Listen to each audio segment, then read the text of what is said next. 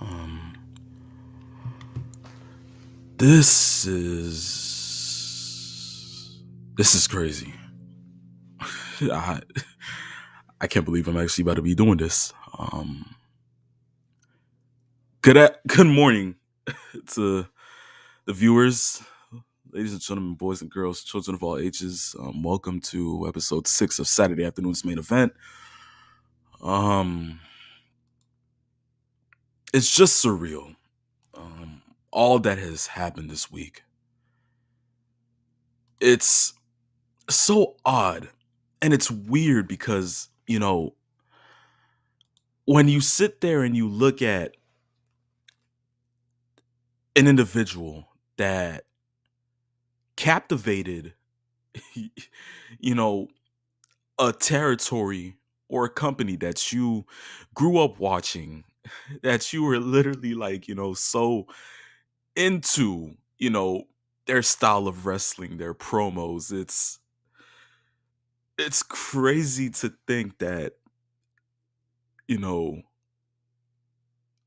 it's it's just surreal. This past week, I remember I looked at my phone at work and I got a text from one of my friends that said Jay Briscoe had passed away. And I remember I looked at it and I said, Jay Briscoe, you know, what Jay Briscoe are we talking about here? It doesn't make any sense to think, this is the Jay Briscoe we would be talking about.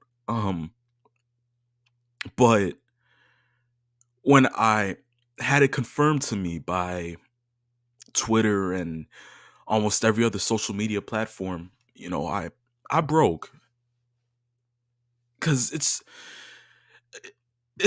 so much when you sit there and you analyze how long he's been in the business for. I'm only 19. I'm turning 20 next month.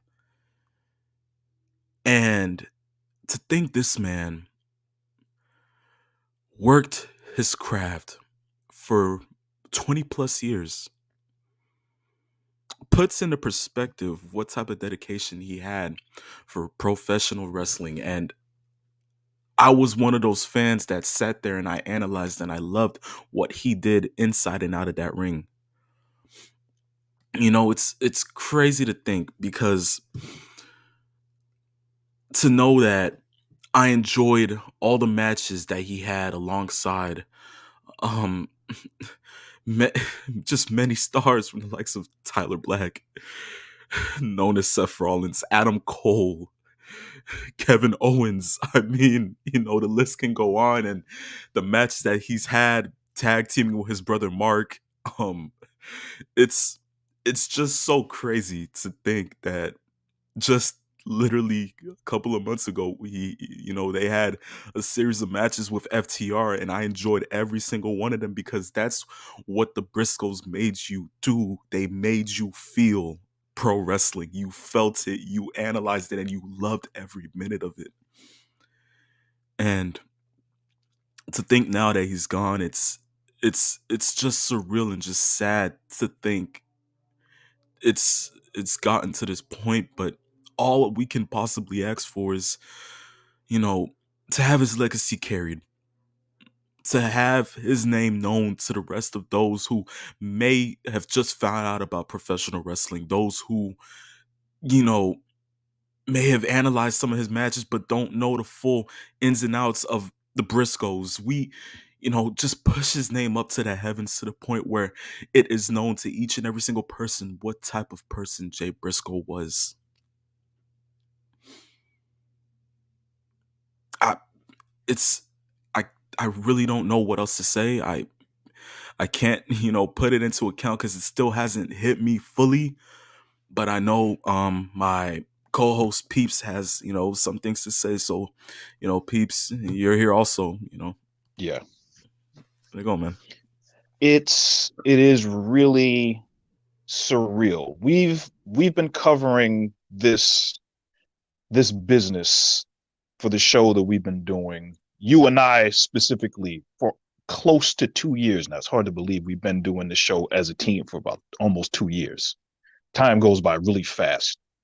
So when you think about it in that sense, you don't realize, or maybe you realize it, but you just don't really take it into account and you just push it to the side how fragile life can be.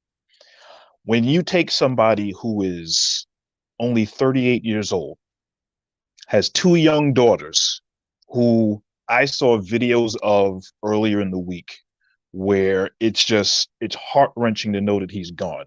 It was a video that I saw of him with, I believe, his oldest daughter, probably from like a year or so ago, where she was practicing for, I think, cheerleading practice or something along those lines. And he had barrettes in his hair. He had his hair done up, and they were doing dance routines in their living room. And she was like, Dad, you got to keep up. And he's going doing the dancing, and she's doing the dancing, and he's trying to keep up. And the video was probably about, I would probably say maybe 2, 3 minutes. And that was kind of a small encapsulation as to who he was. Now, in the small spectrum of being a person on planet Earth, where you realize that you have only a finite amount of time to touch as many lives as possible. Maybe you settle down, you have children, which kind of helps add to your legacy on this earth. Maybe you don't. Maybe you have friends, you influence things in other ways, whatever the situation is, whatever the occupation is. But this particular instance is something where we have a man named Jamin Pugh who became, along with his brother Mark, and this is something that we probably have taken for granted that we don't talk about when we talk about tag teams, one of the greatest tag teams in the history of the business. And I'm not saying that as hyperbole. This is literally one of the great tag teams out there. And it also goes to show you how he has touched lives on his passing by the number of wrestlers within the business that might not have even had anything to do with him, those that have had something to do with him, those that are outside on the periphery of the wrestling business that have maybe seen him and enjoyed his matches. From some of the first matches that I saw with them as a tag team, as far as just being, they had crew cuts, their hair was shaven almost clean, but you look at how they've evolved into the wrestlers that they were, especially Jay being a world champion many times over, and just the people that he touched, from the Sami Zayns of the world, the Kevin Steens, the CM Punks, Triple H, the Bella Twins said something about uh, Jay Briscoe. And the list goes on and on and on and on of the people that were touched.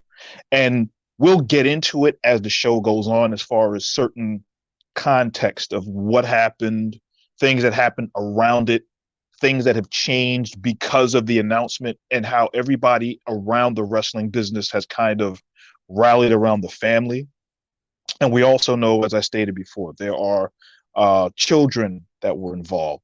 Jay's two daughters, who are 12 and 9, were both in the same car that unfortunately ended Jay Briscoe's life.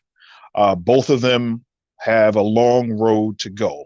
So you keep those two in your prayers and your thoughts as we celebrate and talk about and get into the life of Jay Briscoe, and realize, as I've said before, wrestling is a funny business. It has its own foibles and everything else. But if you think about it, a lot of that periphery stuff is mostly trivial compared to just how of a fraction your life can be. And it's something that Dusty Rhodes used to say is like living your life at the edge of a lightning bolt. That's literally what wrestlers do on a day-to-day basis. And I think it's even more tragic when we usually hear about wrestlers passing away due to other circumstances, self-inflicted circumstances, things that have happened, accumulation of injuries, things along those lines. This was none of that. This was a completely tragic, unfortunate accident that took somebody away from us way too soon. And we're going to sing the praises of him and his family and his accolades and all of the people that he's touched going forward. And with that, we send our condolences to the Pugh family. We send a speedy recovery to Jay's daughters, who are in a hospital right now after sustaining injuries within the car crash that unfortunately took Jay Briscoe's life. And for those that are fans, family members that are looking to celebrate and to acknowledge and to pass the condolences to them, we are in solidarity with you on one of the more somber days that we've ever had to do this show on. Thank you, peeps. With that being said, this show is sent out to Jay Briscoe, family, friends. This one goes out to the Briscoe family, the Pugh family. I mean, just hard to put it into account, but I think Peeps said it clearly. We will sing his praises. We will continue to. We will never stop. And with that being said, we will go ahead and jump into Saturday afternoon's main event after, the 5 second, the 30-second timer. So with that being said, we'll see you guys in about 30 seconds. Stay tuned. Do not go anywhere. Saturday afternoon's main event is coming up next.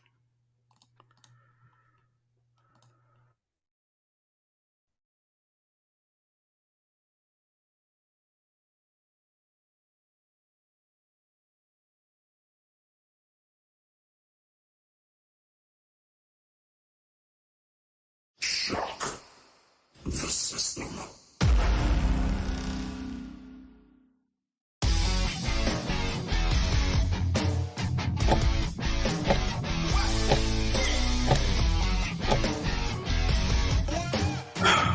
Ladies and gentlemen, boys and girls, children of all ages, welcome, welcome, welcome.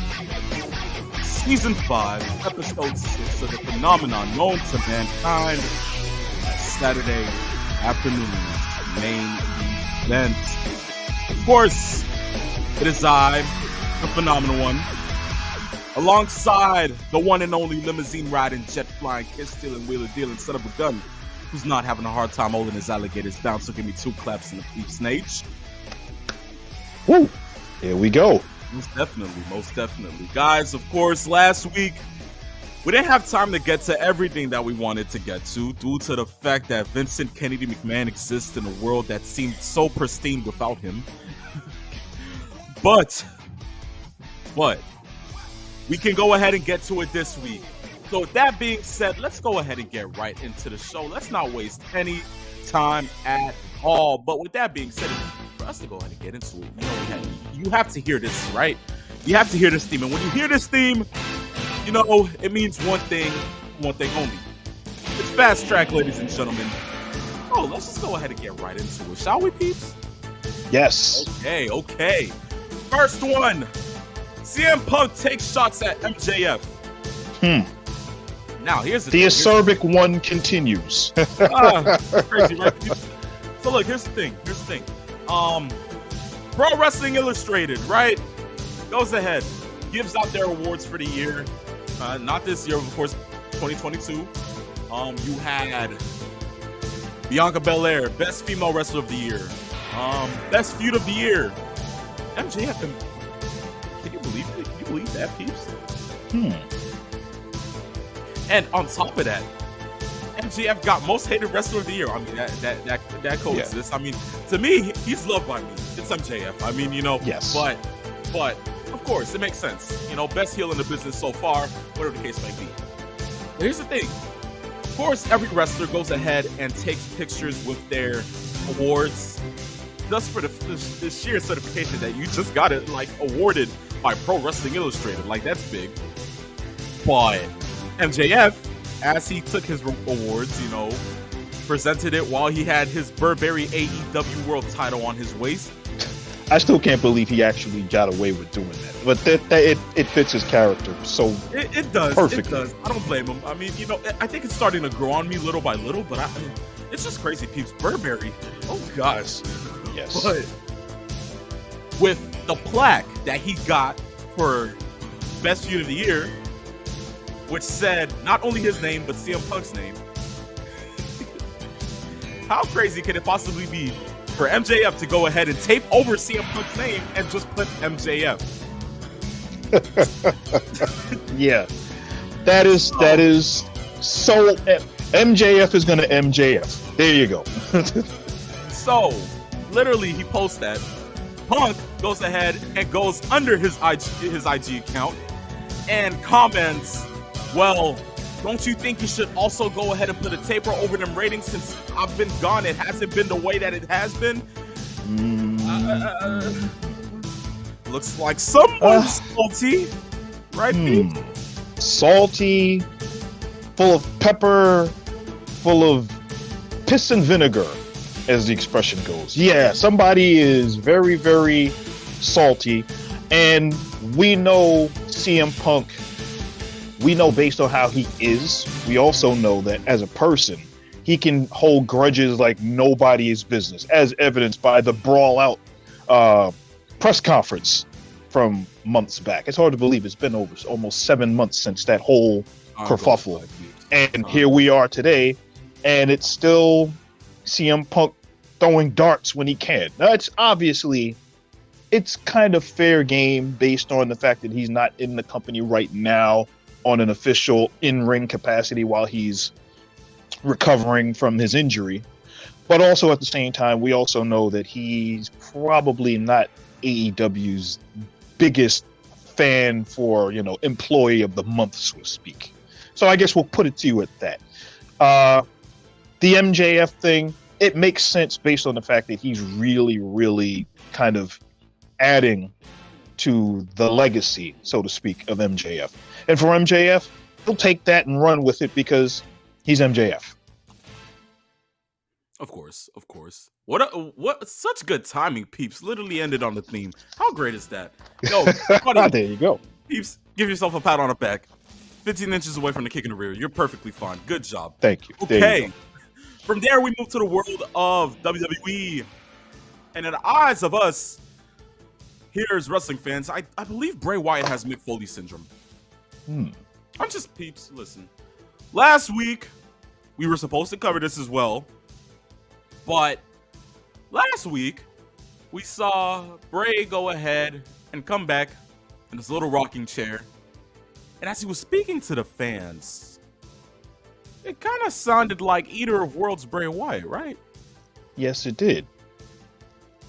The fables, the proverbs. I mean, the man was just going on and on and on. And I sat there and I was eating it up. Why? Because it's Bray Wyatt.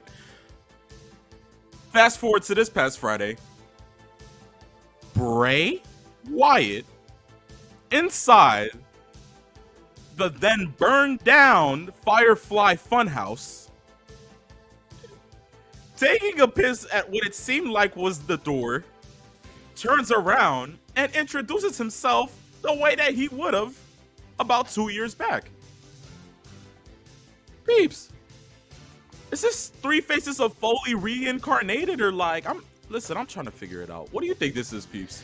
This is almost starting to look like the 8 sides of the octagon. I mean, there are so many personalities, and between Huskus the Pig and Mercy the Buzzard and Sister Abigail and Bray Wyatt and Uncle Howdy and all of these other personalities that are kind of congealed into a ball, and it's almost as if the ball is trying to kind of fight for who's going to get out of it first. If it's done right, it can be great.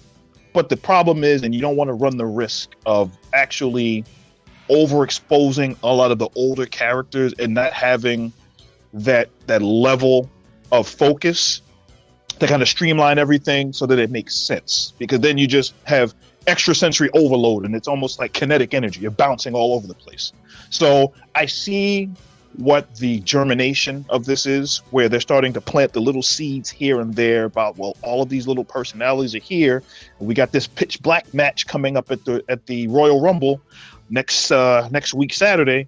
All of these little things going on, and then of course, I think the funniest thing was, what kind of person names their child Los Angeles Knight? That was the funniest part of the entire thing. Like, wow, he sounds like Charles Montgomery Punk. So there you go. I think it works.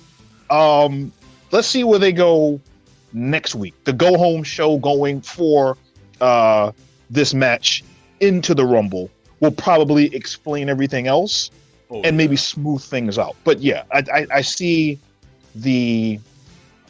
I guess you can say the parallels between the three faces of Foley and what looks like a whole lot of Bray not figuring out which character is going to win in this internal battle for which personality is the true Bray. Oh yes, most definitely. Taekwon's in the chat. Taekwon, what's up? He says, getting diagnosed by a fully registered doctor with Foley syndrome is hilarious. And wouldn't it be funny? Wouldn't it be funny if the same doctor that saw, and I was just thinking about this as you were bringing that up, if the same doctor that took a look at Bryan Danielson when he was in WWE and Kane's issues and sat in a room and all of the personalities of Bray Wyatt were in the same room, and that would work. Dr. Shelby taking a look at me. Yes. Forget it. Oh, man.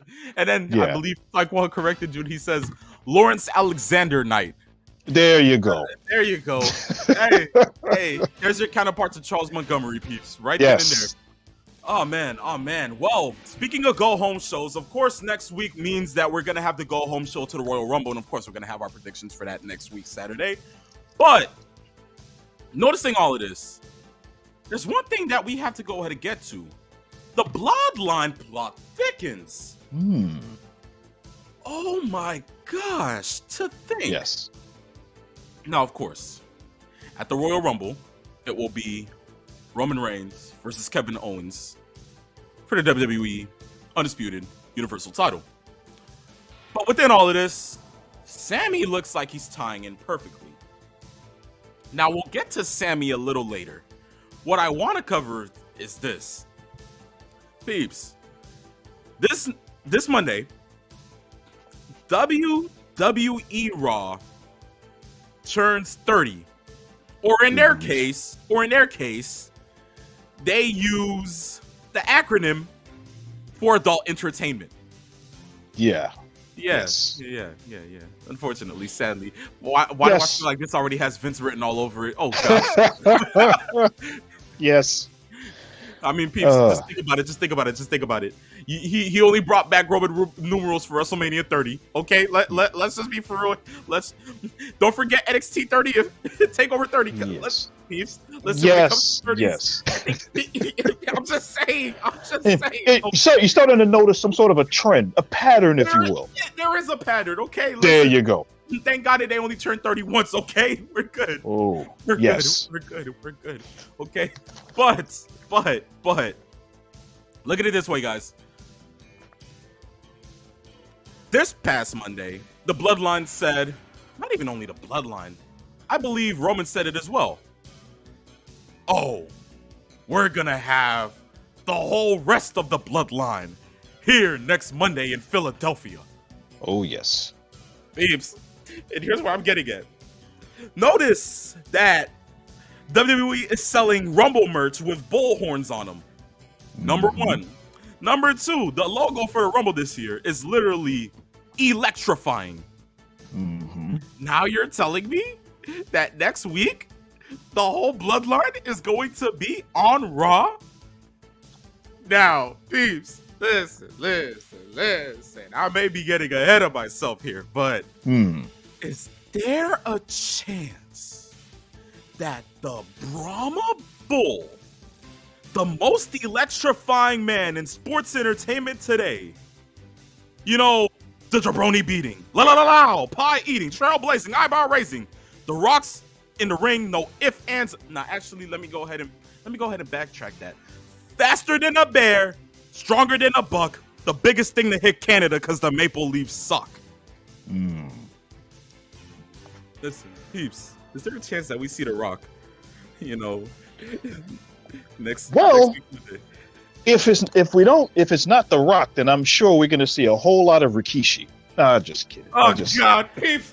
Well, look, I'll tell you this: we know about Bloodline. Bloodline goes outwardly to everybody, and that means Rikishi. That means Alpha. That means Sika.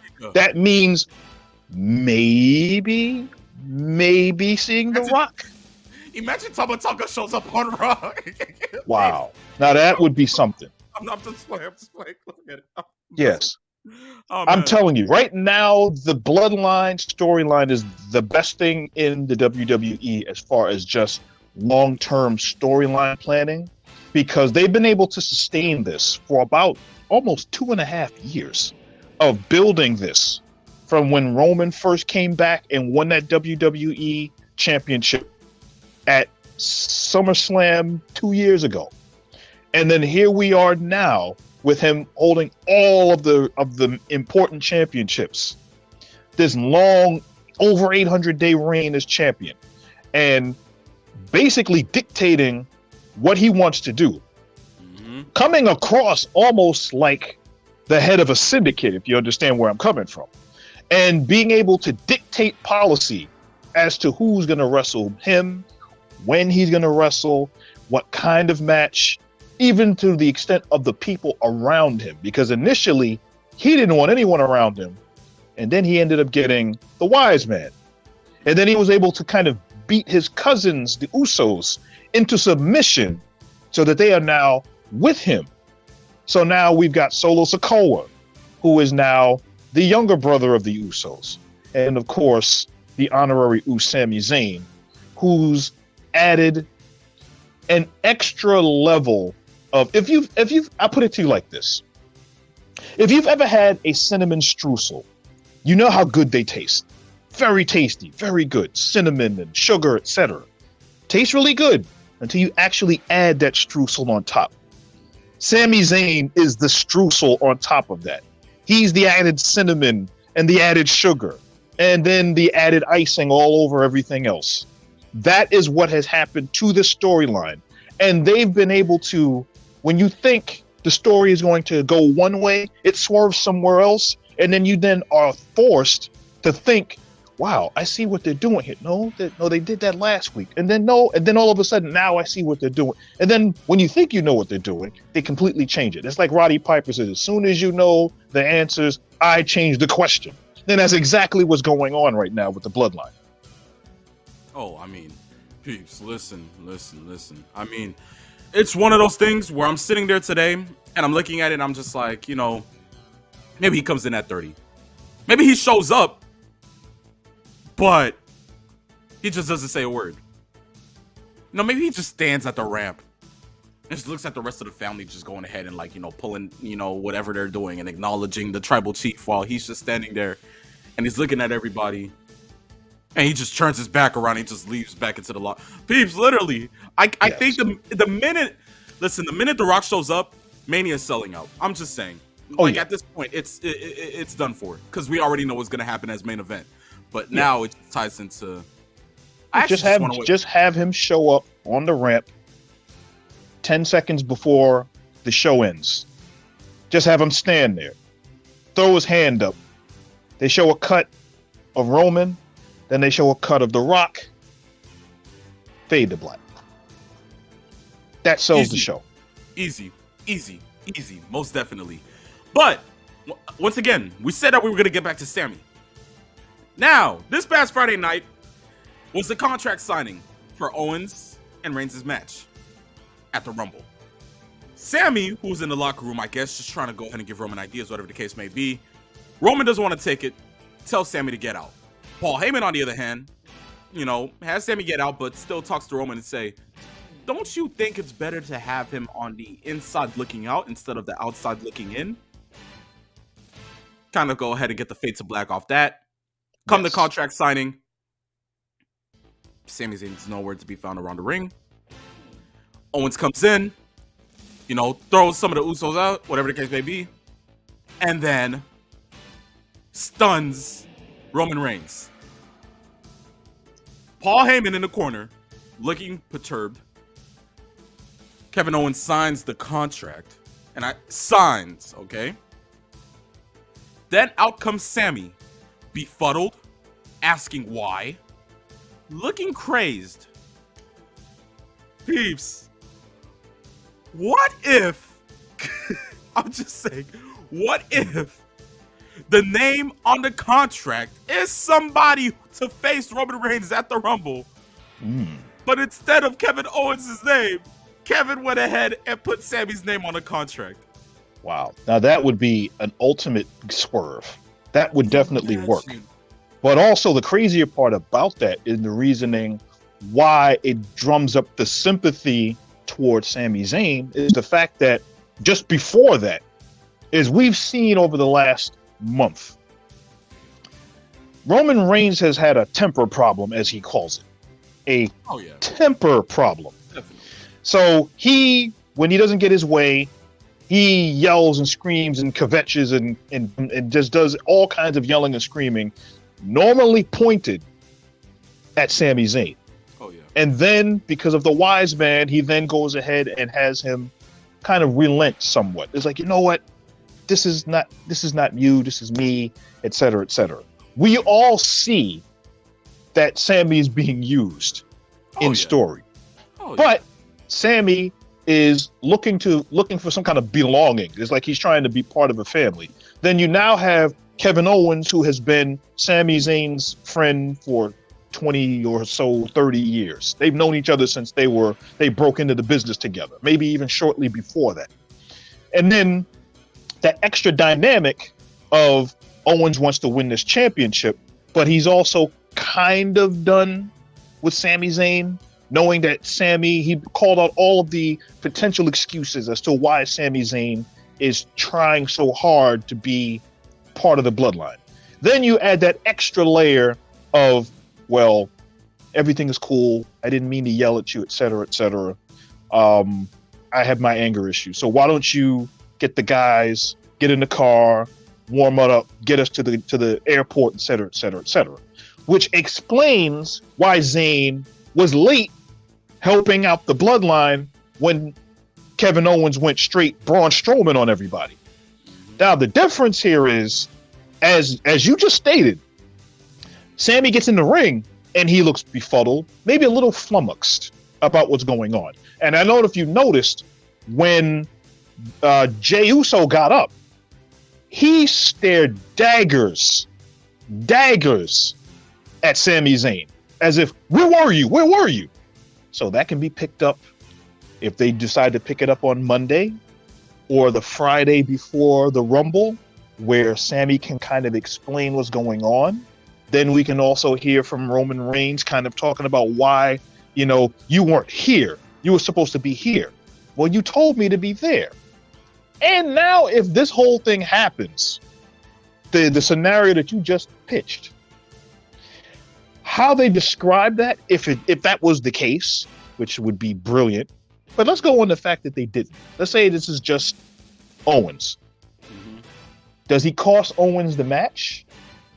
Does he help out in some way? What is the next chapter of this? Because we all know Zayn isn't staying in the bloodline that much longer. I mean, yes, but it seems like the bloodline would be the ones to go ahead and assisting them.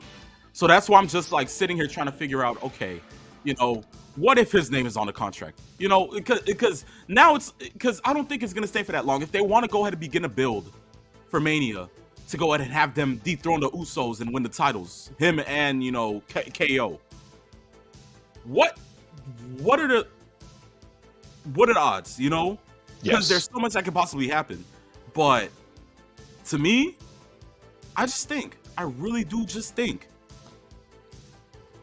there's a chance that this all ends at the Rumble. This whole feud ends at the Rumble, and it begins the week after, just to go ahead and start building up for Mania. That's just me. Which makes sense. But I mean, you know, it's just for me. I just sit there and I look at the way that KO just signed the contract and then handed it to Paul while Sammy's looking crazed. It's to me, I'm just sitting there like, yeah, something had to be done. He probably put his name on there. He like at this point, KO's just looking for smoke. This has to be it. Like, Yeah. please let this be the case. But I guess we'll just have to wait and see till Monday, right, peeps? Yes. There's And so we'll much. see.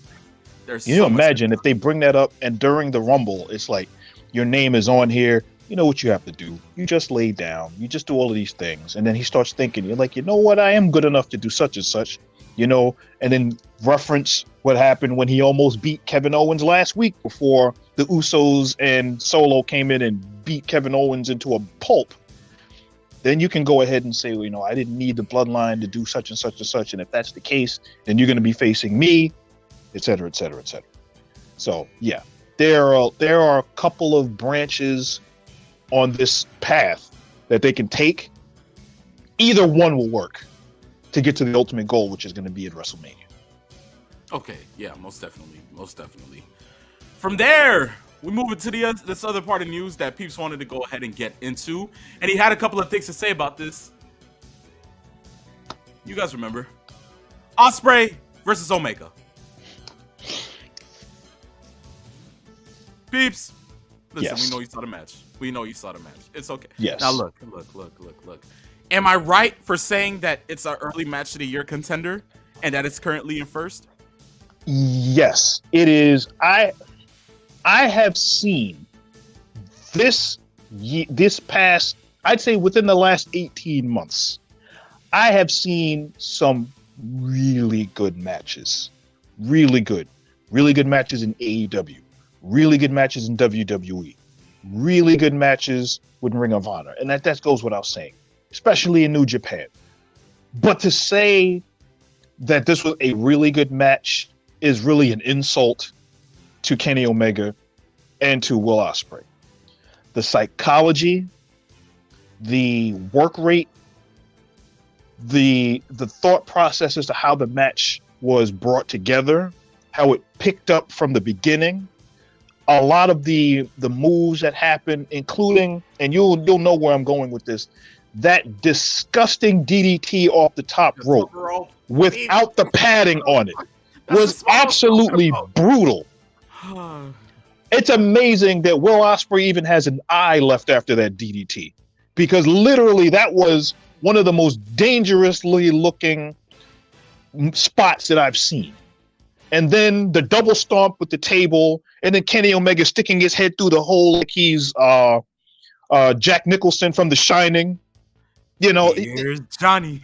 Yes, exactly. So there's those things that kind of put a little bit of levity inside of the match, but overall, the pacing, the style, everything that happened between both of them. First and foremost, you heard me mark out for Will Ospreay for a long time. Will Ospreay is literally Plastic Man. He is a walking weapon. I don't know if there aren't too many people that are there that can do the move set of Will Ospreay as long as he's been able to do it without ripping up ligaments, tendons, tissue, bones, any of that. And in that way, he reminds me a lot of AJ Styles. And it's like an AJ Styles, Ricochet congealment. Put them together, and then you turn them into this mold, and that is what you get. And to see that match, which wasn't even the main event of the show, it goes to show you how much skill, how much that Ospreay has, but even more so for a lot of people that have criticized Kenny Omega for a lot of maybe the mannerisms that he has, some of the pacing of certain matches that he has. He seemingly wrestles different in America than he does when he goes to Japan. Oh, yeah. But I have to say this. If you're talking about top billing for a professional wrestler company and you're looking for that star, Kenny Omega especially when he goes to New Japan and he has an Okada, or he maybe has to wrestle, as we said before, with maybe he gets to wrestle a Jay White, or the feud that he had with Chris Jericho a couple of years back. He is without question one of the best wrestlers out there. And for those that are very critical of Kenny Omega, got to give him credit for it. Even people that notoriously hate Kenny Omega, like Jim Cornette, who I listen to religiously. Even Cornette, although he had some pieces of the match he didn't like, he had nothing but praise for Omega and the match. Exactly. He really enjoyed the match. That goes to show you how great of a match this was. It was an event. I love the pacing. I love the theater, the back and forth, coupled with the Japanese fans who said that, when they get to it, they ramp it up. Then they ramp it up a little bit. Then they stay quiet. Then they ramp it up again. Then the wrestlers know how to get the fans back up. And then when they get to a 2 count, then it's a 2.5 count. Then they get to 2.9. And then all of a sudden, it sounds like the fans are beating on the ground. Like, oh. That is the atmosphere that I absolutely love about Japanese wrestling. You can see me conveying it to you through what I'm saying. Japanese wrestling, they love who they want to love. It is not forced upon them to be forced to love somebody that they like. They will get into a match if they feel as if the match is legit. They will get into it, and you notice that because listen, if that match happened after, Sasha Banks returned. Yes. What more can that possibly tell you, peeps? Yes. And I could have heard a pin drop at the Tokyo Dome. Yes. But to think, how do you follow that matchup? Dude, that wasn't the main event. How do you follow anything after that? Okada beating White, I kid you not, peeps. I enjoyed it. I loved it. Yes. But still, this is like WrestleMania 25. Taker versus Shawn, then you follow up with the main event being Triple H versus Randy Orton. Yes. Nobody cared about the main event because they were so drained from that previous match being the best match of the night. That's tough. It's very tough to book a card and know what kind of a match you're going to get. But if you don't know what kind of a match you're going to get, you know what it's like, and I've said this to a lot of people that know me. I still to this day say Ricky Steamboat, Randy Savage. You were gonna say it. I knew you were gonna say it. The single best WrestleMania match of that WrestleMania 3 card. And even though Hogan and Andre had the build, it had the intrigue, it had the drama, and it was, as far as I'm concerned, it was still a good match. Yeah. But it still, in my mind, completely was overshadowed by Steamboat and Savage. So much so that it seems like Steamboat literally got reprimanded because of how good that match was. Not his fault. Do what the rest of the as the Briscoes would say, man up. That's what the rest of the card needed to do. So that's what you do.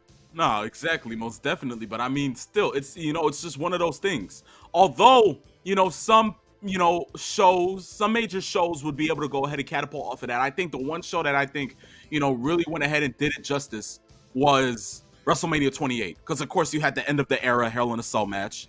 Yes. And then it carried, although the WWE title match was not that good, you still had Rock versus Cena to catapult off of, which was literally Icon versus Icon, Rock versus Hogan 10 years before that.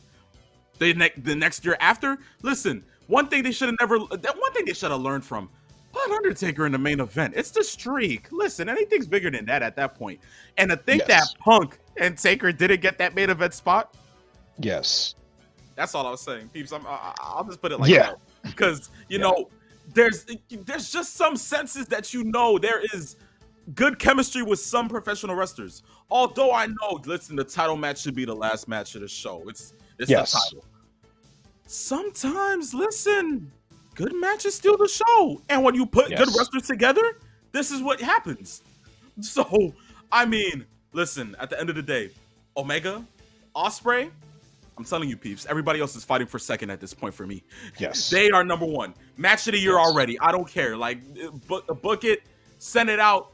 Yo, wrestling, Pro Wrestling Illustrated should already have the plaque made. I Yes. shouldn't even be talking about this. Like, honestly. But I'm going to tell you right now, if Bryan Danielson continues to have pay-per-view quality matches like he's been doing this year on this build toward getting his shot at MJF in March at Revolution, the matches that he is having quality-wise are ramping up. It's like, first of all, I have never seen a bad Bryan Danielson match, ever.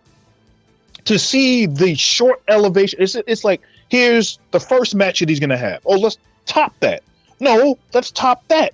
And the matches that you top on level to continue to build that, the next rung, that's just average for Bryan Danielson.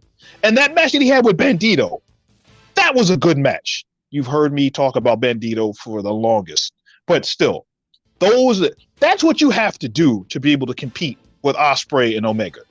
You got to have that kind of match building on that kind of a sustained level to continue to build to get that match like that.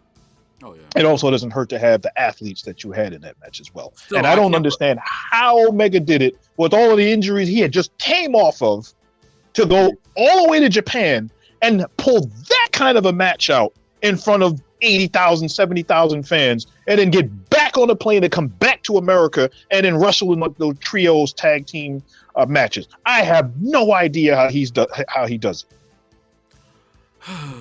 Only Japanese built wrestlers like this, peeps. Yes. Only that. And that's why it's great. Exactly. Taekwon has some hot takes. Peeps, I just want to go ahead and get your thoughts on this one. Okay. Brett versus Austin should have main evented over Taker and Sid. That I can kind of stand by. Mm-hmm.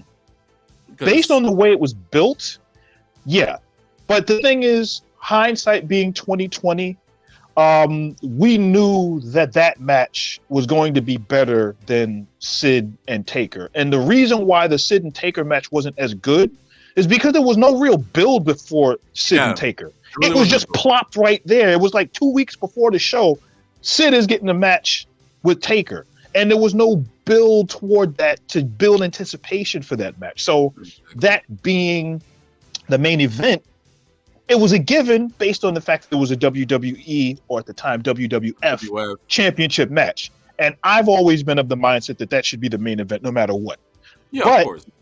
Based on certain situations like what we saw at SummerSlam 92 in London, where you had Davey Boy Smith and Bret Hart as the main event, even though that was for the Intercontinental Championship, it was in London. So it was a special occasion to kind of take the WWF Championship match with Randy Savage and Ric Flair and then kind of make it a double main event and then elevate that match based on the special circumstances that were built into that. That's the only difference. But yeah, I can understand that. Most definitely. He has one more. HBK Angle should have main evented over Triple H and Batista. That makes sense. That I can agree with. Although I think the build was great. Yeah. The build was amazing. Because we had that build for like a good year in advance. Pretty from much, the moment that Batista looked at that title while holding Triple H's hand up.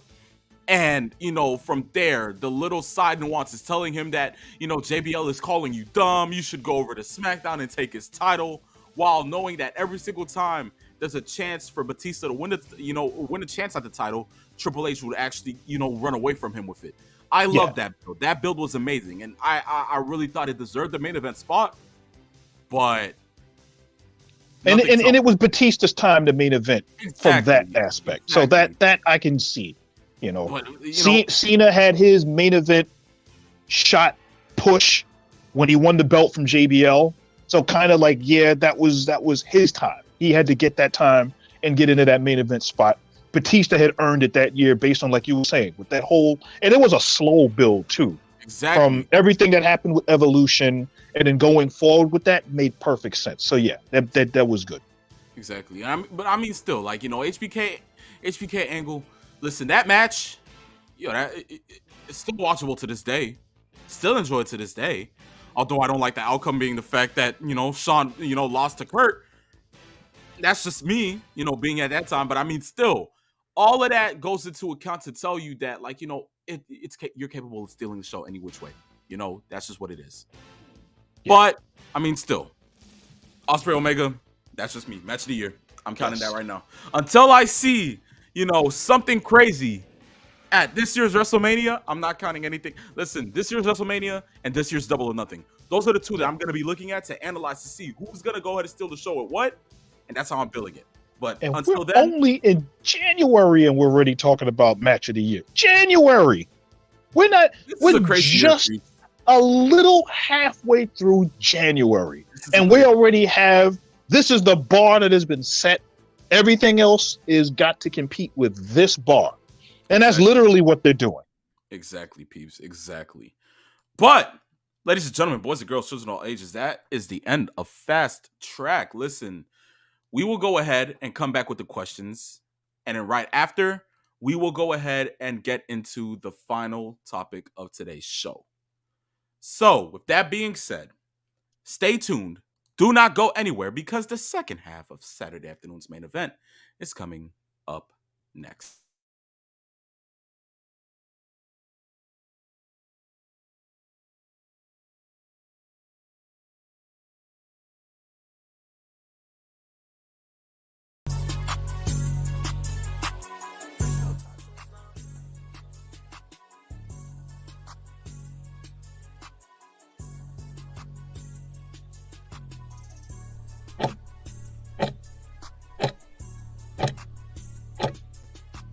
Ladies and gentlemen, boys and girls, children of all ages, welcome back to the second half of Saturday afternoon's main event. It's a phenomenal one alongside the Peeps Nate. We're here to go ahead and give you laughs, good times, and all the wrestling news possible. Of course, look at Peeps. Peeps is enthusiastic. He knows the questions are coming up. Guys, Let's go ahead and get right into them. Of course, if you want to go ahead and send in a question, all you got to do is one thing and one thing only. Vanna White in the cut, Mr. Peeps Nate. Pointing down to the ticker, ladies and gentlemen, boys and girls, children of all ages. Follow us on Instagram or Twitter. Of course, Instagram being at Saturday afternoons _main event. Twitter being Saturday main. Of course, you can watch this either on YouTube, Twitter, or Twitch.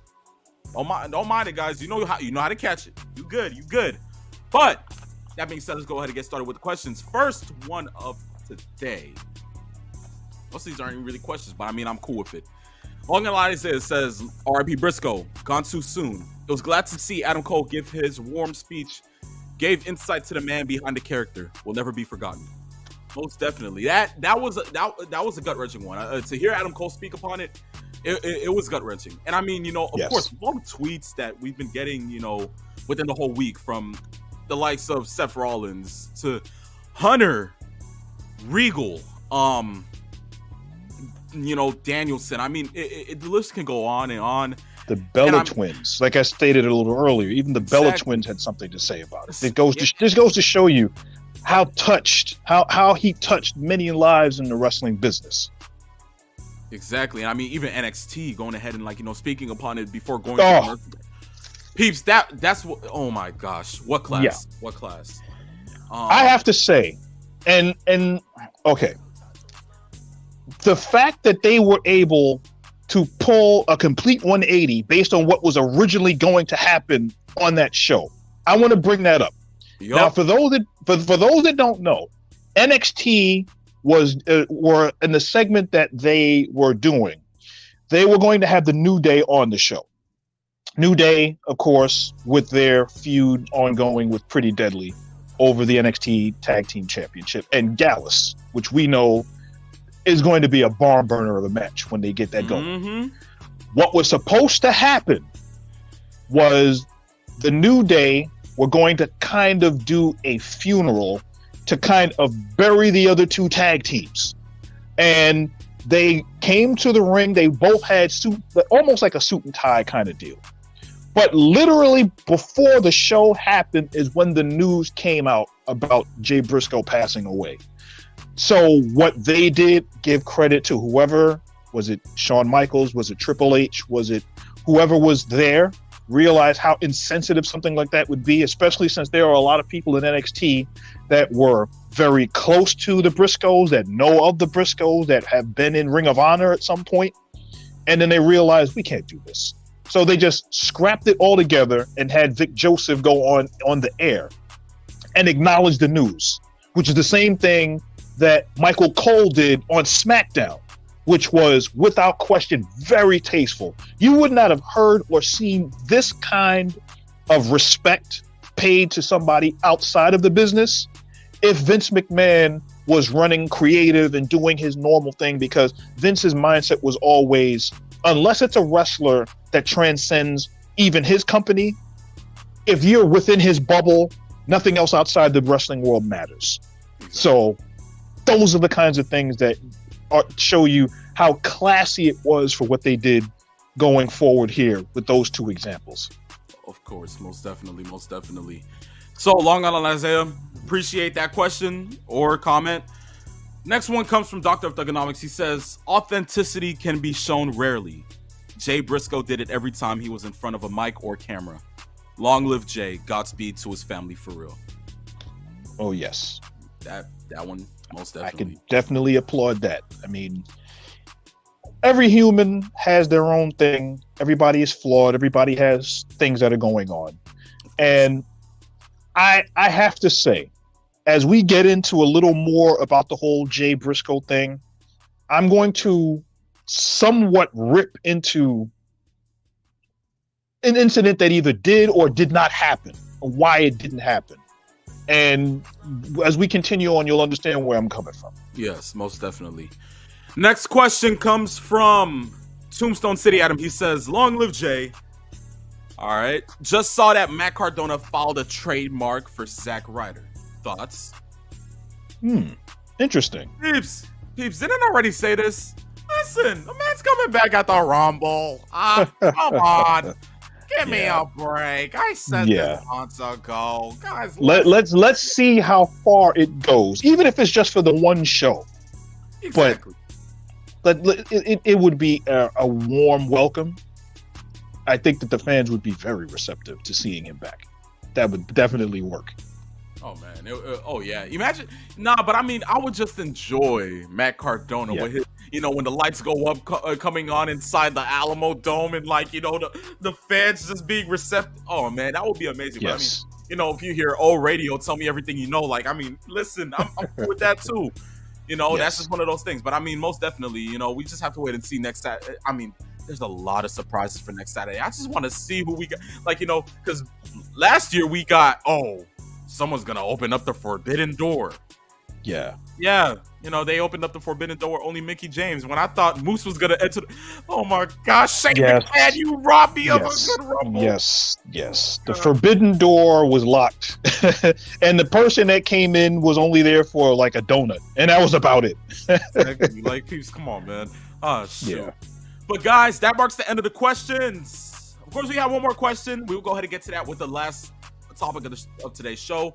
But look, you guys want to continue to send in questions? All you got to do, follow on IG, DM us at Saturday Afternoons _main event. DM us a question. Guarantee, in the words of JBL, it'll be featured on the next episode of the show. But okay, I guess we've reached last topic now. Oh man, this is going to be crazy. But before we do that, before we get into it, it's funny, peeps, because you said that, and you don't. Here's the thing, guys. The thing that I noticed with us is that our fans are so in tune with everything that when they go ahead and they say something, most of the time when you guys go ahead and send out a question, and we're literally about to go ahead and get into a segment, peeps' mind is already on that topic. That is the craziest thing. So, Peeps just said something where everybody has had things that have, been going on in the past, whatever the case may be. And we know that there was a situation that may or may not have happened with Jam and Pew. I sat there and I heard those words come out of Peeps' mouth and I was just like, this don't make any sense. How does he do this every single time?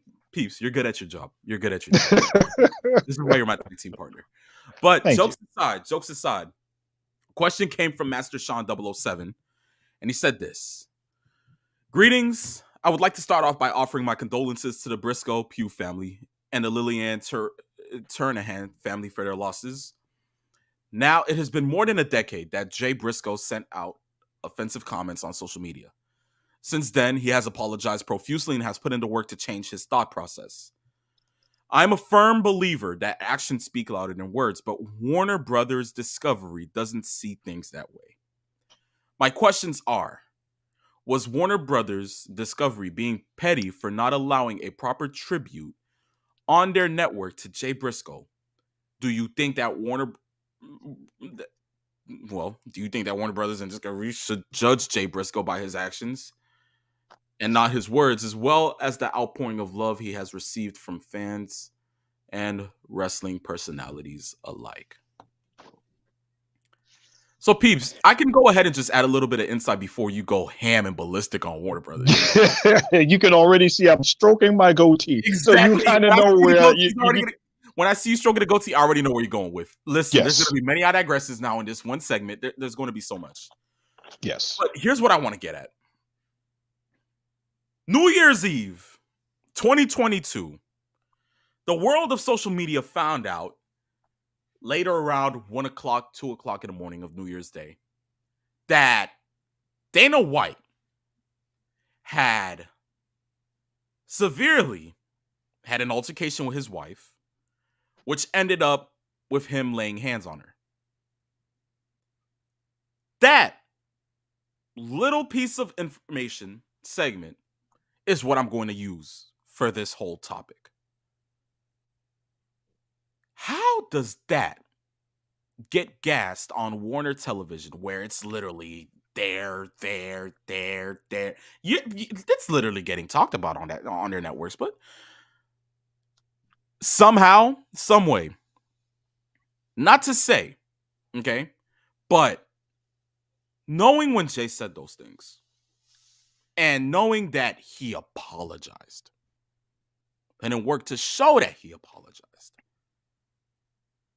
and for a company that is signed with you doing something for the greater good of professional wrestling, as I may call it, and doing something for the fans and the family of a professional wrestler so well renowned,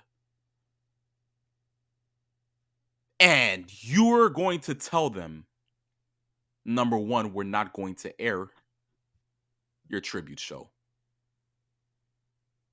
and then number two, when they try to air it on YouTube, you block them from going ahead and making that happen. How sadistic can you possibly be when you let Dana White show domestic violence on television, but Peeps, you can go into it, because I'm not ripping no I digress this quick. No, I'm not doing it. First off, that's a great question. We are in that mindset today that we have to look at some of those things that corporations do for themselves, which a lot of times is contradictory to what they want you to see or what they are portraying. You can have a corporation that is against, just as an example, a company that may be against smoking or against pollution, but then you find out that that company owns a building that's dumping garbage into the water and messing with the aquifers of a certain country, and then that is ending up in the drinking water. So we've had examples of those kinds of things happen. Talk about it. Warner Discovery Media is a conglomerate of a bunch of conglomerates of television networks and movie studios and other IP. And they are very well, almost like the AOL Time Warner merger around the WCW time. You'll see the parallels are really eerie when you think about this. When we look at what WCW went through WCW on TBS, or I should say on TNT. And of course with TBS, because they did all of their syndicated programming on TBS, as well as Thursday Thunder and all of the Yeah. other shows that they did, fell under the AOL Time Warner mindset of, we have this great product, depending on who you ask how great it is, that's Huh. subjective. Of course. But ratings wise, for a little over 2 years, was the highest rated show on their network that the executives did not understand what to do with. And it's like, well, we're getting all these ratings for something we don't believe in. It's not NBA basketball. It's not NFL football. It sure as heck isn't any of the other sports and all of the other things that were going on. Mm-hmm. So why do we still have this on our station? Just don't do anything silly while you're on here to make us rethink that, and then we can just change and preempt this. That's the thought process there. I'm going to now take that mindset from over 20, 21, 20, almost 22 years ago, and then kind of stake it into what we're talking about today. Warner Media has AEW Dynamite on TNT, and then they have Rampage on TBS. And or initially, as the way that the programming is, you've got 3 hours of wrestling content on those two networks. And you're also figuring, wow, although the ratings aren't the way they were as far as wrestling was in 2000 or 29 or 1999, 1998, it's still a very highly rated show. They're getting at the low end 750,000, at the high end a little over 1 million and change. Those numbers are tangible. So they're looking for eyeballs. You're going to say now, with that there, they're looking for a reason why we're keeping this on our show. Why are we keeping this on our networks when we don't understand the product, with all the rampant cursing and the blood, et cetera, et cetera? This goes into, even though I went the long-winded way, back to what we're talking about with Jay Briscoe. Jay Briscoe, about 10 or 11 years ago, went on Twitter. Only reason why I'm bringing this up, I'm not going to even say what those tweets are, but he went on a rant on Twitter and said some very anti-LGBTQ community rants that were very insensitive, as you just spoke of about 5 minutes ago. He realized and was brought to him that they were insensitive, and he worked to get that taken care of and to help open up his understanding of why those tweets were insensitive and were wrong. But also, as I said before, that was over a decade ago. And for AOL, or I'm saying AOL Time Warner, the same Oh kind man, of I mean, thought process. same dilemma. Yes, same dilemma, same verse, same as the first. The thought process is, if whatever an executive, whoever's running the conglomerate, that basically stated that because of this, after the Briscoes had been signed by Tony Khan, by the AEW parent company, but were on Ring of Honor, the mindset was eventually we're going to bring them onto AEW television at some point. Unfortunately, that's not going to happen, which is one of the saddest things about this whole thing. But to actually go out there and literally say, we had a wrestler who was tragically killed in a car accident, and his 2 young daughters were literally fighting for their lives in a hospital with really bad injuries. And to know that because the wrestling community almost expected there to be a tribute. I expected one. You expected one.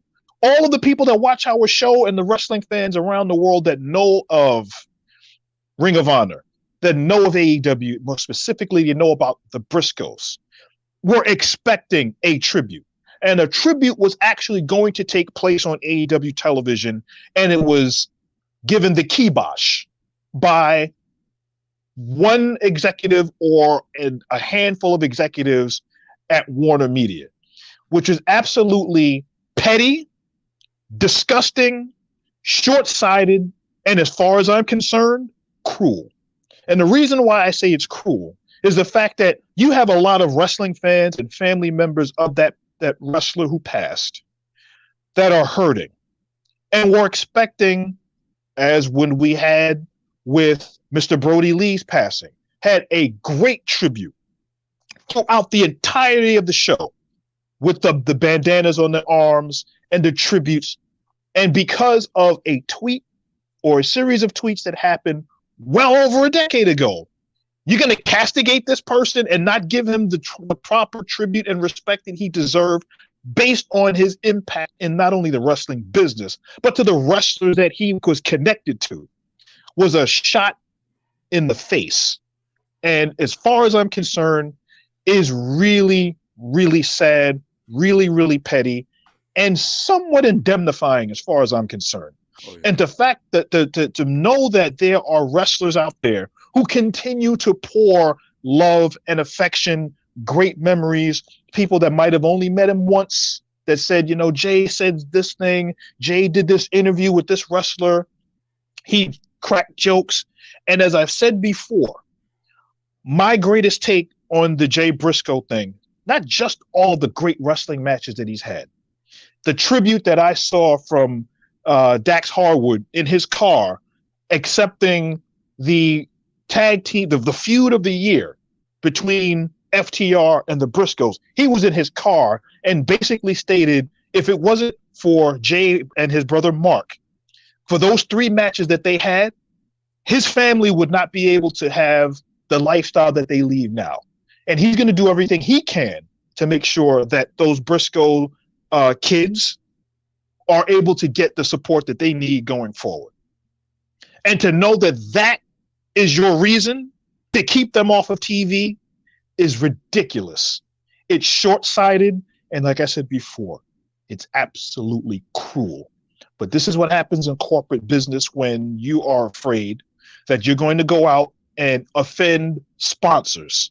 This is the same company, mind you, the same company that had Nick Gage cut Chris Jericho's head open with a pizza cutter with no issues other than the sponsorship.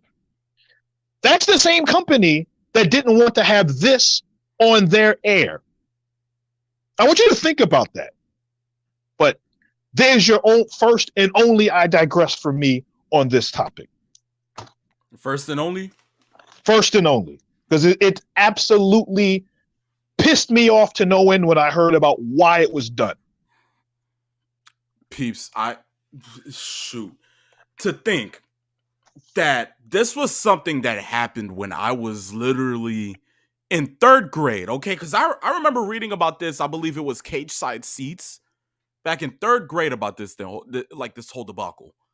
And yes, because it was crazy because months before that, I think Bully Ray did the same thing while he was TNA World Champion.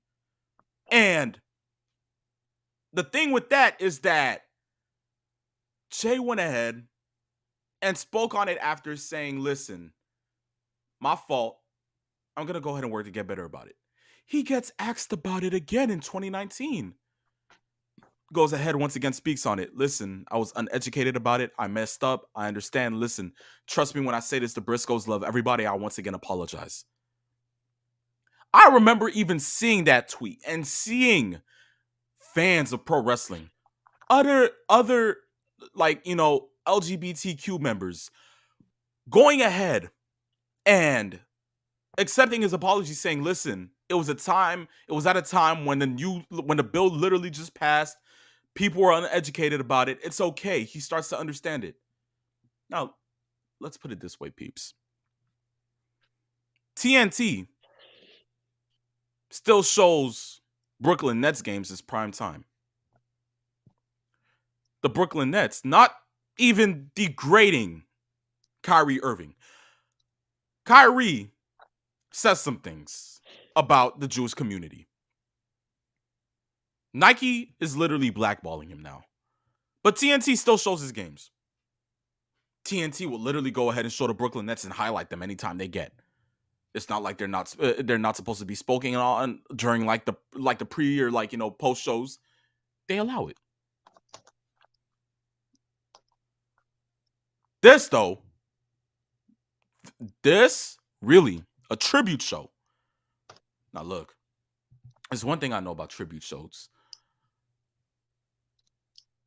They need to happen. USA. Okay, let's just use this one. I love using this one because this one it just speaks to you already.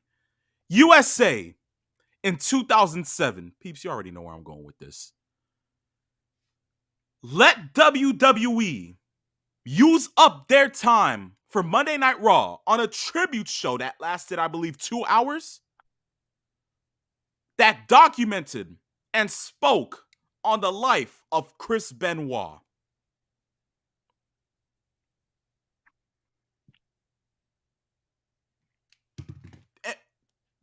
Do I have to continue here? Like, I know I'm not stupid. I know we not gonna like go past this. USA allowed them to do a tribute show.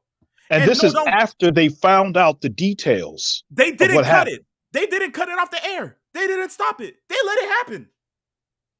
They waited till after, the day after, while ECW was on television. I believe it was either Spike or was it still USA?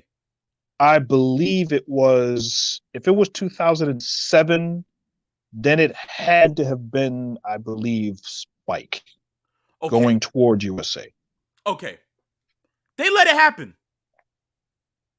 They knew about it. Literally, they were confirmed.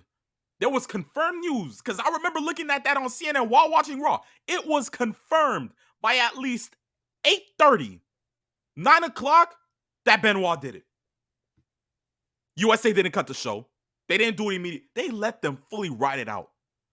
What did Jay Briscoe do other than apologize for the statements that he made? For you to go ahead and tell AEW that they were not allowed to air. Now listen, okay, cool. You don't want them to air the show on TNT or TV? Fine. Okay, cool. But then you block them from going ahead and doing it from putting it on YouTube? You're kidding me, right? How does that make any sense? Like, tell me.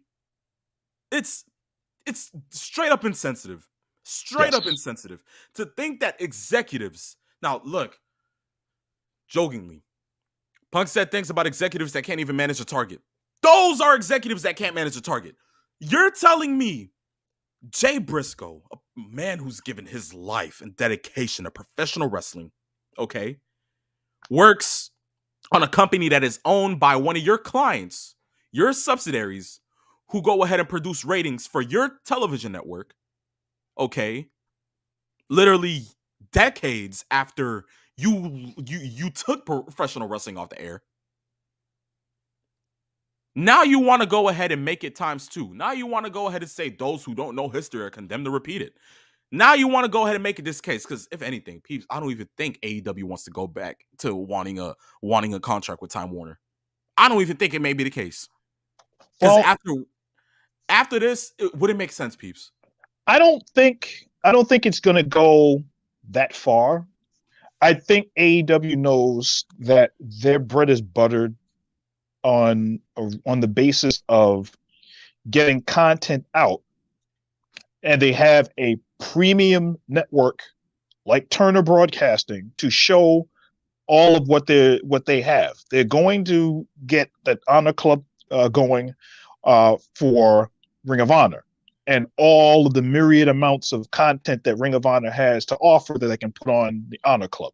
At the same time, they also know AEW is still, even though into its 4th year, it's still in its infancy. So they're going to need to have that backing of money and influence to keep the mainstream media toward AEW and get that going. So I don't see them walking away from Warner Media. It would probably be more the other way, like Warner Media walking away from AEW. But in the long run, these are the kinds of decisions that makes you really question the humanitarianism of certain individuals that are in positions that can make these kinds of calls. And it shows you about the business world in a lot of ways, very cutthroat and also very calculating, very cold. This was tone deaf, very tone deaf. And you could tell that even with that being the case, the wrestlers still did their own tributes. They wore the bandanas on their arms. A lot of them did moves that the Briscoes would do. You also had the commentators talking about it on air, especially at the end of the show. You know, with our thoughts and prayers with Jay Briscoe and his family, and all of those kinds of things. They were literally able to at least get that going. But as I said before, a lot of the fans that watch AEW were expecting a tribute show, and if this was the way you do it, you go around and you find the loophole that allows you to celebrate in the way that you can. Uh, I think Ring of Honor will be able to do it when they are doing their own on their own TV show and on their own broadcast, and whenever they get to their next pay-per-view. And I'm pretty sure they're going to do a dedication show, uh, probably in the near future, which will work. And I think that if you are one of those fans that are really perturbed that this did not happen, I think you can stay tuned that Tony Khan is going to get something done. And as you said before, the tribute show that they did after Dynamite, where we saw Adam Cole, which I remember sending you the link to, which was really touchy, tastefully done, and very touching.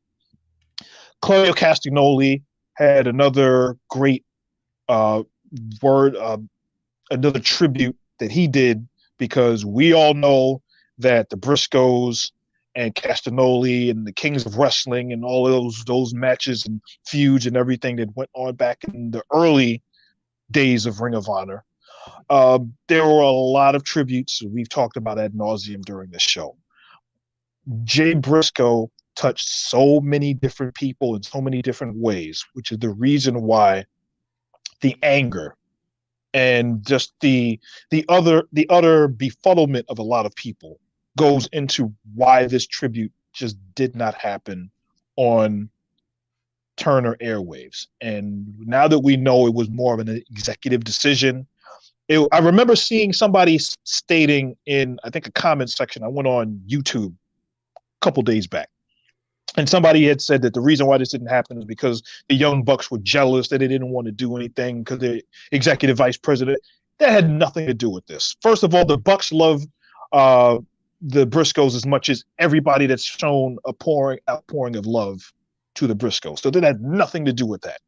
It simply was a corporate decision made by executives who thought that in their inevitable decision making, that it made much more sense to their bottom line not to promote somebody that in their minds they think were going to be too controversial for them to put on their TV, which, as we just stated before, is a bunch of bunk. And we all know that. Of course. Of course.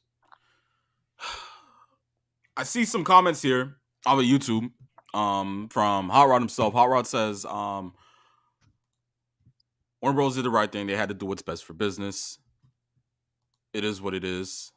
It does make sense, Phenomenal One. Once again, it's business.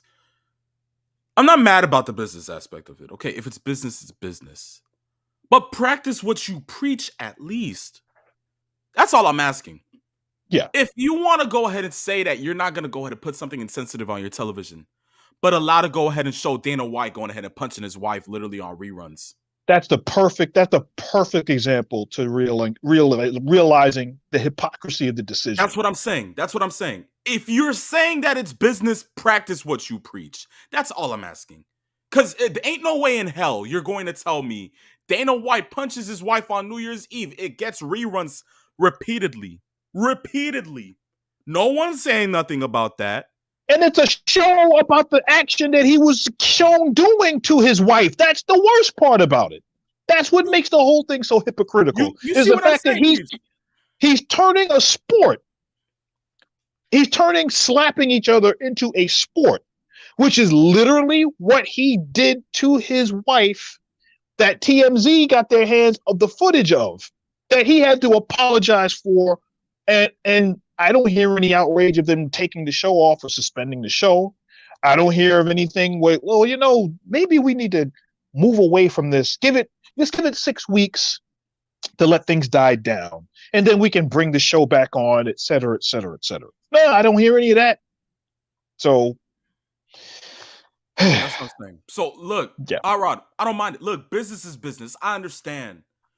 Just from the business aspect, if you want to go ahead and send something out of your mission statement that says we produce family television, we produce this type of TV, we don't want anything that's not suitable or kind of insensitive. Listen, whatever may have happened in the past, okay, we understand. Yes, it happened in the past. You may have apologized, but still, it's something that has to do with the media, and we feel as if it's not going to be right to be on our airways. That's all you have to say. But you're going to allow it happen. But when it comes to them, you're not going to allow it. Like, nepotism. That's all it is. That's all it is to me. It's either that or if one person or the other is filling somebody else's pockets and they feel as if it's right to go ahead and allow it to happen. That's just me. But still, it's just sad. It's a sad case that it got to this. It's sad to see that the fans had to go ahead, will have to wait when literally this happened. This show happened the day after he passed away. So correct. fresh in people's minds, we were all expecting it. It didn't happen. That's what we had to deal with. So I mean, it sucks. But as Peeps said, I guess we'll just have to wait until Ring of Honor most definitely has their show. Of course, we know a lot of times in wrestling, there's always going to be like an anniversary show, a tribute show, whatever the case may be. We know it's going to happen. It's just sad that it didn't happen here. But this is the crazy world of professional wrestling, everyone. Oh yes. Most definitely. What a weird week. That's all I can say. Too weird, Peeps. We started off the year, ending the year saying the biggest story of the year last year was Vince McMahon stepping away. We started the year and the biggest news was Vince McMahon decided to get back into it. Then it went from that to Vince McMahon potentially selling the WWE. And now the biggest story here, all of that other stuff is on the back burner. Yep. And it's what has gone on with Jay Briscoe. And I was going to say something about Charlotte Flair and my opinion about what's going on. I'll save that for next week because I'm going to, it's a rant that needs to be had, but this is not the show for it. So I'll save it for next week. But yeah, there's a rant coming. There's a rant coming. Peeps, we know. Peeps, we know. You don't have to say too much, man. But with that being said, ladies and gentlemen, boys and girls, children of all ages, this marks the end. Season 5, Episode 6 of the phenomenon known to all as Saturday Afternoon's Main Event. We appreciate you guys for going ahead and coming through and sitting with us for this episode, of course. Listen, nothing goes unshown without seeing that you guys actually care. You guys sit through with us. You guys go ahead and go through it all. We appreciate that. We really do, really do. So look, next week, we are going to go ahead and sit back and enjoy the Rumble, which means one thing and one thing only. Ladies and gentlemen, we will be having a watch party. Yes, once again, all of our reactions, everything that we choose to do inside that whole span of a premium live event. Finally got it right for the first time in the year of 2023. Not saying pay-per-view. This is great, Peeps. We're starting off the year somewhat right? Yes. But still, next week, same, goes as regular. We're going to have our predictions later, starting at noon. But of course, big night, Royal Rumble watch party. Listen, guys, stay tuned. Be out there, Twitter, Twitch, YouTube. We are expecting to go ahead and have you guys out here. Most definitely. With that being said, on this episode of Saturday Afternoon's Main Event, I, the Phenomenal One. And I, the Peeps Nate, where we came, we saw. And in the words of Honorable Wise Man Paul Heyman, we conquered. We conquered, ladies and gentlemen. See you next week for episode 7. Peace. Love.